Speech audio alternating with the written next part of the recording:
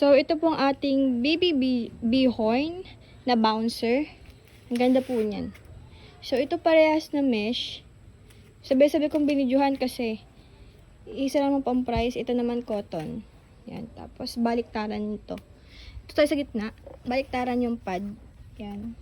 Pwedeng all black. Pwedeng ganyan. Yung details niyan, cotton.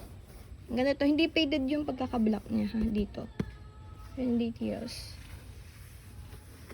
Baliktaran din to. Yan. Ayan yung tawag doon. Patungan. Tapos ito, nilalagay lang yan dito. Tapos, pwede siyang labhan para easy. So, ayan yung details sa likod. Full details po tayo. Yun ang frame. Ang ganda pa ng frame. Walang crack, walang damage. Okay? Ang mahal ng BB-horn na. Tapos, adjustable. Dito lang siya i-adjust. Okay? Dito po. So, hindi ko lang ma-video, ha? Pero, we will send video po na full details. Kung paano i-fold. Meron naman sa YouTube. And then, next is itong isa. Yan. Yan. Ito yung details. All mesh naman to. Madali itong labhan. Hindi ko lang alam kung ganito talaga ang kulay na. Okay, kasi iba kulay ito kasi black. Ito parang nag-light.